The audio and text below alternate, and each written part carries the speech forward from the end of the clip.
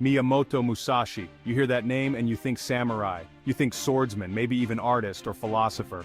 But Musashi wasn't born a legend. He was born in Japan, way back in 1584. We're talking about a time of constant warfare, a time when a man's skill with a blade could mean the difference between life and death. And Musashi? He learned that lesson the hard way. His old man, himself a skilled martial artist, died when Musashi was just a kid. Tough break, right? But that's how it went back then. You lost your daddy, you learned to fight, or you died young. Musashi, though, he wasn't your average kid. He was tough, determined. He practiced with his swords every chance he got. And he didn't just practice, he fought. Real fights, real duels against grown men, sometimes when he was barely a teenager himself. Now you hear stories about these samurai, these legendary warriors. Some folks, they think it's all just stories, but Musashi, he was the real deal. He lived and breathed the way of the warrior. And he was good at it, damn good.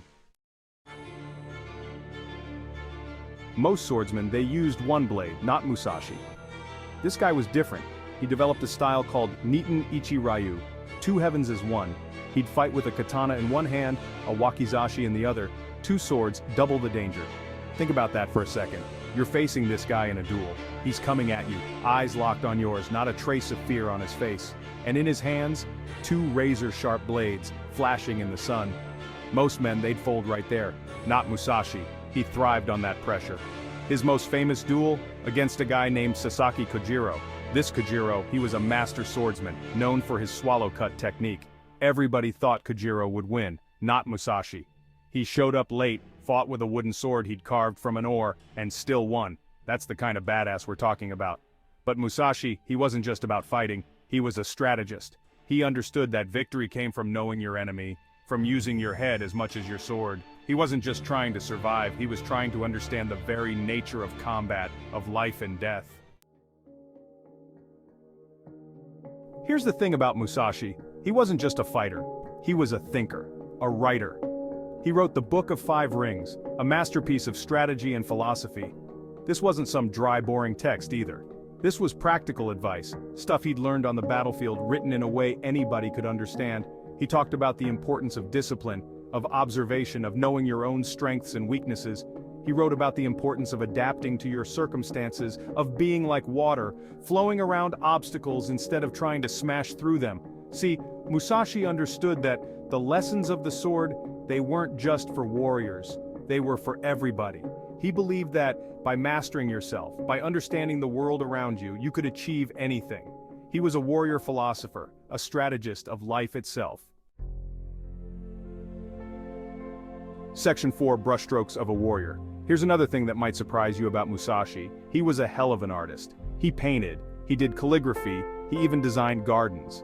And his art, it was just as powerful, just as insightful as his writing or his swordsmanship. You look at his paintings and you see the same economy of motion, the same focus that you see in his fighting style. Every brushstroke is deliberate, every line charged with energy. He painted landscapes, portraits, even Zen Buddhist themes. And his calligraphy, it was said to be just as sharp as his swordsmanship. He used bold strokes, a confident hand. You can almost feel the energy flowing from his brush. It's like he's fighting a duel on paper, every stroke of victory.